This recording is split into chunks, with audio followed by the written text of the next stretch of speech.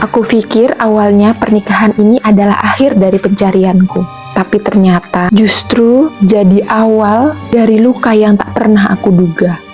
Karena ternyata suamiku tidak pernah mencintaiku seperti aku mencintainya, karena dia mencintai ibuku. Setiap hari dunia menyimpan satu kisah, dan hari ini aku akan menceritakannya untukmu. Duduk yang nyaman dan biarkan aku yang berbicara. Halo, aku Dina. Selamat datang di channel Dina Bercerita, tempat semua cerita punya makna.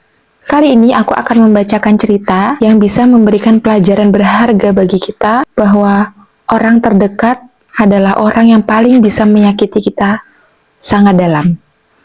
Ini adalah sebuah kisah nyata yang aku rangkum dalam sebuah cerita singkat yang berjudul Aku Menikahinya Karena Cinta, Tapi Dia Cinta Ibuku. Wow, dari judul ini pasti kita sudah tahu kemana alurnya. Tapi untuk bisa tahu detail dari cerita ini, tonton terus ya. Namaku Laila dan suamiku adalah Andi. Aku bertemu dengan Andi saat aku berkuliah. Dia adalah mahasiswa S2 yang sedang asistensi di kampusku. Andi terkenal sebagai laki-laki yang cerdas, sopan, dan sangat dewasa. Kami sering berdiskusi masalah skripsi, dan dari situ kami mulai dekat. Singkat cerita, 3 bulan setelah lulus, dia melamarku. Pada saat itu, semua terasa seperti mimpi. Aku seperti mendapatkan lelaki yang banyak sekali diidamkan oleh para wanita di luar sana. Di balik itu semua, yang paling membuatku senang adalah keluargaku pun sangat menerimanya, terutama ibuku.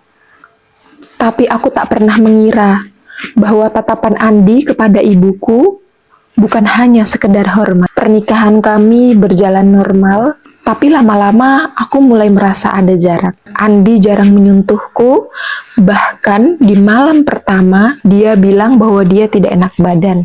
Aku percaya, karena pada saat itu kami memang sedang capek-capeknya. Tapi ternyata itu terus berlanjut. Lambat laun, aku mulai curiga. Dia selalu terlihat ceria saat ibuku berkunjung. Dia sering bertanya soal masa muda ibu. Bahkan diam-diam aku melihat dia menyimpan foto keluargaku. Tapi anehnya, yang dibesarkan hanya foto ibuku. Puncakku terjadi pada saat malam ulang tahun pertama pernikahan kami. Aku lihat ponselnya terbuka, dan di sana ada pesan draft belum terkirim yang isinya, kalau saja aku bertemu ibu lebih dulu, mungkin aku tak akan menikahi Laila. Boom. Dunia serasa runtuh, hancur. Aku langsung menuntut penjelasan padanya. Dia tidak membantah sedikit pun. Dengan wajah tertunduk, dia mengaku bahwa dia menyukai ibuku sejak pertama kali mereka bertemu. Tapi dia tahu bahwa itu sangat mustahil. Jadi dia memilih untuk menikah denganku karena akulah yang paling dekat dengan sosok ibuku. Aku hancur sehancur-hancurnya, tapi aku pun sadar, ini bukan salah ibuku. Kemudian aku memutuskan untuk berpisah dengannya, karena aku ingin dicintai sebagai diriku sendiri, bukan menjadi bayangan orang lain. Kini aku menjalani kehidupan baru. Jika kamu bertanya sulit, tentunya pasti amat sangat sulit. Tapi aku belajar damai untuk segala hal yang terjadi dalam hidupku. Oke, sekian cerita pada hari ini. Sedikit lebih singkat daripada cerita sebelumnya. Tapi dari cerita ini kita beroleh pelajaran bahwa jangan pernah menikah hanya karena kita terlihat cocok di atas kertas. Ingat, hati itu tidak bisa dibohongi.